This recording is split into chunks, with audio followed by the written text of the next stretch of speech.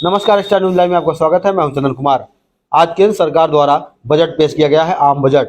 और ये आम बजट जो पेश हुआ है वो आम जनता के लिए कितना फायदेमंद है, कितना नुकसान है, इसके बारे में हम जानेंगे। समाजवादी पार्टी के जिला अध्यक्ष अवधेश यादव जी है, उनसे बात करेंगे कि ये बजट कैसा है। जी बताइए। देखिए, इसके पहले भी जो सरकार का बजट आया था उसमें बहुत लोग लुभावन, बहुत बड़े सपने दिखाए गए थे। सवाल ये भी एक उठता है, क्या वो सपने पूरे हुए? आज का जो बजट पेश हुआ है, महंगाई पर नियंत्रण होता कहीं दिखाई नहीं रही है, बेरोजगारों के लिए रोजगार कहीं दिख नहीं रहा है, और जो आम समस्या से जो जनता जूझ रही है, गैस के दाम से जूझ रही है, किसान खाद के दाम से जूझ रहा है, इन सब समस्याओं पर सरकार का कोई फोकस नहीं है। ये एक इनका झूठ का पुलिंदा है, जिससे आम जनता को कहीं से कोई राहत नहीं मिलने वाली है।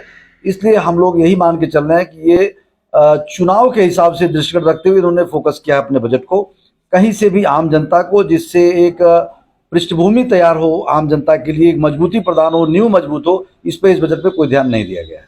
अच्छा, ये मान रहे हैं कि जैसे कि कुछ लोगों का कहना है कि जो अडानी और अंबानी, अभी कांग्रेसियों का कहना है कि ये जो 5G और एयरपोर्ट बनाने का जो योजना है, इसको लेकर लोग बता रहे हैं कि सिर्फ अडानी एक विशेष को फायदा पहुंचाने के लिए। देखिए, आज आपने देखा होगा कि जिस तरीके से सरकार अडानी को काफी प्रमोट करती चली जा रही थी, तो उनका पूरा का पूरा महल रेत की दीवार पे खड़ा था।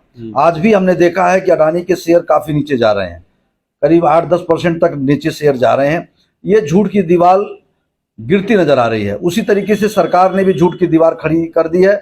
ये कहीं ना कहीं अडानी को बचाने के लिए, अंबानी को बचाने के लिए पूरा एक झूठ का पुलिंदा इन लोगों ने बनाया है। और आज भी ये लोग तमाम विश्व स्तर पर ले जाकर के ये अपने झूठ की बातों को और अडानी को सपोर्ट करने का काम कर रहे हैं, जो कि ये देश के लिए हितकर नहीं है जी। मैं बता दूं, जो भी इनका अडानी को लेके लोग खड़ा कर रहे हैं, कल को जब ये दीवार भरभरा के गिरेगी तो हमारे हिंदुस्तान की जनता अपने आप को ठगा महसूस करेगी। यानी कि आप व्यापारी एक नेता भी हैं, तो हम इनसे जानेंगे कि इन्होंने पूरा वर्क करके बैठा है, और ये इनसे जानेंगे कि जो सरकार कर रही है कि जो व्यापारी वर्ग है, जो छोटे व्यापारी चाहे मध्यम व्यापारी, सबके लिए ये काफ़ी बजट अच्छा बजट है और उनके लिए काफ़ी फायदेमंद है।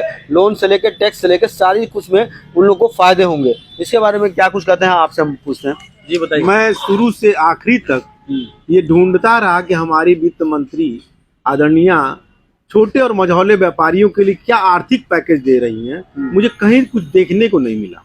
अच्छा। बड़े बड़े कॉरपोरेट वालों की ये सरकार, जहां पूंजीपतियों की आय दुगुनी पे दुगुनी होती चली जा रही है, चौगुनी होती चली जा रही है, और उन्हीं का प्रोडक्शन हम छोटे और मझौले व्यापारी अपनी जीविका के लिए जो बेचते हैं, और हमारी आय दिन प्रतिदिन घट गई है। हम जूझ रहे हैं व्यवसाय से, प्रतिस्पर्धा में हम लोग मर रहे हैं, कर्ज से डूब रहे हैं। हम लोग आर्थिक पैकेज की तलाश में थे कि हमारी माननीय वित्त मंत्री जी कोई हम लोग के लिए आर्थिक पैकेज देंगी, जिससे कि हमारे छोटे और मझौले व्यापारियों की दशा और दिशा सुधर सके। ऐसा कुछ भी देखने को नहीं मिला। लेकिन आप तो एकदम उल्टा ही बात कर रहे हैं। अभी जो सारे जगहों पे देखा जा रहा है, सुना जा रहा है कि सरकार, जो उनके लोग भी हैं, जो बयान आ रहे हैं बीजेपी के लोगों का, कि काफ़ी ज़्यादा सराहनीय कर रहे हैं कि इस बजट में जो व्यापारियों के लिए है, आम जनता के लिए है, सबके लिए ये बजट फायदेमंद है। लेकिन आप जो बता रहे हैं तो बड़ा अजीब बात कर रहे हैं कि जो किस तरह से, ऐसे आपको क्या कहाँ से लग रहा है? देखिए, मैं कोई पॉलिटिकल इस पर चर्चा नहीं कर रहा। भारतीय जनता पार्टी के जो कार्यकर्ता हैं वो अपने नेता की बात बोलते हैं। मैं नेता की बात नहीं बोलता हूँ, मैं जनता की आवाज बंद करके बोलता हूँ। आपने कहा कि साक्ष्य उन्हीं की बातों से दे रहा हूँ।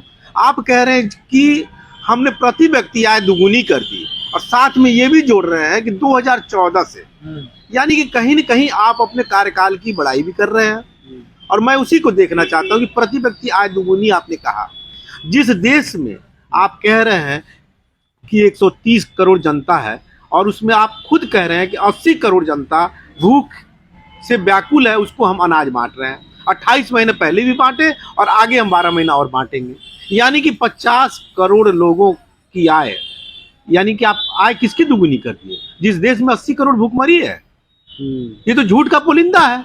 लेकिन अगर हम देखें कि जो फ्री राशन है, 2 लाख करोड़ की जो है इसमें बजट पास हुआ है कि इन लोगों को अब 2024 चुनाव के बाद तक उन लोगों को फ्री राशन मिलेगा। इससे क्या कहेंगे इस पर? ये 2 लाख करोड़ रुपए का जो बजट है, ये हमारे घर के नौजवानों को दे देती है सरकार, युवाओं को दे देती सरकार, कि जो पढ़ लिख करके यूनिवर्सिटी से तैयार होकर के ग्रेजुएट होकर के निकल रहे हैं और नौकरी की तलाश कर रहे हैं, मैंने पहले भी भेजा है वित्त मंत्री को कि आप उनको एक आर्थिक पैकेज दीजिए, व्यापारी क्रेडिट कार्ड दीजिए, वो व्यापार करे, रोजगार करे। ये 2 लाख करोड़ का पैकेज अगर आपने दिया रहता, उसमें से आप 50,000 करोड़ भी अगर आपने ये पैकेज दिया रहता व्यापारी क्रेडिट कार्ड के तहत, वो युवा व्यापार करता, रोजगार करता और सरकार को जीएसटी के रूप में सरकार के घर में पैसा भी जाता। युवाओं को रोजगार के लिए तो बता ही दिए हैं कि पकौड़े छानिए और क्या। देखिए वो तो हास्यास्पद है, वो अंदर से हम लोग को तकलीफें होती है। सरकार अगर ऐसी बात बोलती है तो वो बोलती नहीं है, हमारे घर के बच्चों को तुच्छ समझ करके पकौड़े छानने और चाय बेचने की अगर बात करती है तो इस सरकार के लिए अपने आप में बहुत शर्मनाक बात है। मैं कहता हूं कि ये पैकेज क्यों नहीं रोजगार के लिए युवाओं को दिया गया। चलिए, ये थे नवल किशोर नथानी जी, जो व्यापारी नेता हैं, और इनका कहना है कि जो बजट को हम पूरा नकारते हैं और व्यापारियों के हित में ये बजट नहीं है, क्योंकि ये बजट सरकार लुभावना बजट है और कहीं न कहीं ये व्यापारियों के लिए अच्छा नहीं है। एक्स्ट्रा न्यूज़ लाइव से चंदन कुमार। पूर्वांचल में क्वालिटी एजुकेशन और एक्सीलेंट प्लेसमेंट के लिए राष्ट्रीय और अंतर्राष्ट्रीय पुरस्कारों से सम्मानित KIPM गीडा गोरखपुर।